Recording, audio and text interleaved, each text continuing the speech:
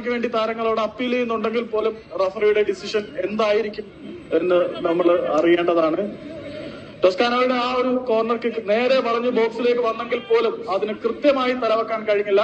അതൊരു പെനാൽറ്റി ആണ് എന്ന് സംശയിക്കുന്ന വിധത്തിലേക്ക് കാര്യങ്ങൾ എത്തിയിട്ടുണ്ട്. പക്ഷേ റഫറിയുടെ തീരുമാനം സംശയം ജനിപ്പിക്കുന്നതാണ്. വീണ്ടും ത്രോയിൻ, ആ ത്രോയിനും കൂടി കോഴിക്കോടിന്റെ പ്രതിരോധത്തിനെ തട്ടി മുന്നിലേക്ക് കടക്കുമ്പോൾ വീണ്ടും കാലിക്കറ്റ് പന്ത് പിടിച്ചെടുത്ത് മുന്നിലേക്ക് മറിച്ചു നൽകുമ്പോൾ കാലിക്കറ്റിന് താരങ്ങളുടെ മുന്നേറ്റം. ഇതാ വീണ്ടും കാലിക്കറ്റ് ഓരോ അവസരം കൂടി പാഴായി പോകുന്ന കാഴ്ചയാണ് നമ്മൾ കണ്ടത്. ഓരോ തവണയും കാലിക്കറ്റിന് വേണ്ടി സുവർണ അവസരങ്ങൾ നിരവധി സൃഷ്ടിച്ചുകൊണ്ടിരിക്കുന്ന പോരാളികളുടെ അവസരങ്ങൾ ഒന്നും ഗോൾ വലയെ ചുംബിക്കുന്നില്ല. നൈലോൺ വിളകളെ ചുംബിപ്പിക്കാൻ ഒരു ഷോട്ടിന് മാത്രമേ കഴിഞ്ഞുള്ളൂ. പക്ഷേ ഇപ്പോൾ കാലിക്കറ്റിന്റെ ഗോൾ അവസരങ്ങളും വൃഥാവിലായി പോകുന്ന കാഴ്ചയാണ് നമ്മൾ കാണുന്നത്.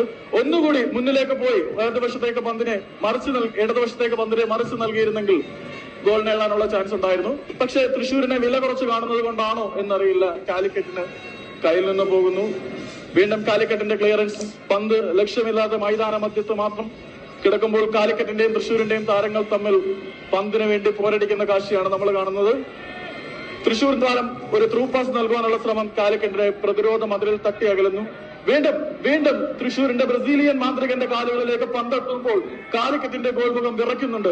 പക്ഷേ അദ്ദേഹത്തിന് മുന്നിലേക്ക് പോകാനുള്ള പഴുത് നൽകാതെ ഗോൾമുഖത്തിന്റെ കവാടം കാലിക്കറ്റിന്റെ പ്രതിരോധ നിരക്കാർ അടച്ചു കെട്ടിവെക്കുമ്പോൾ കൃത്യമായ ഒരു പാസിനെ കണിശമായ ബോക്സിലേക്ക് നൽകാൻ തൃശൂരിന്റെ താരങ്ങൾക്ക് കഴിയുന്നില്ല. അതിനനുവദിക്കാതെ കാലിക്കറ്റിന്റെ പ്രതിരോധം അതിശക്തമായി ഒരുങ്ങിക്കൊണ്ടിരിക്കുകയാണ്.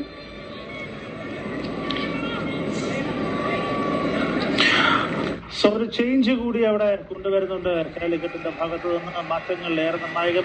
കർവൻസ് ബെൽഫോർട്ടിനെ പിൻവലിക്കുന്നു. എർണസ്റ്റ് ബെൽഫോ ആണ് പകരക്കാരനായി വരുന്നത്. ഒരു ഫ്രഷ്നസ് മുന്നേറ്റത്തിൽ തീർച്ചയായിട്ടും വേണം. അതുകൊണ്ട് തന്നെയാണ് ആ ഒരു മാറ്റത്തിലേക്ക് ഇയാൻ കില്ലൻ പരിശീലകൻ പോയിരിക്കുന്നത്.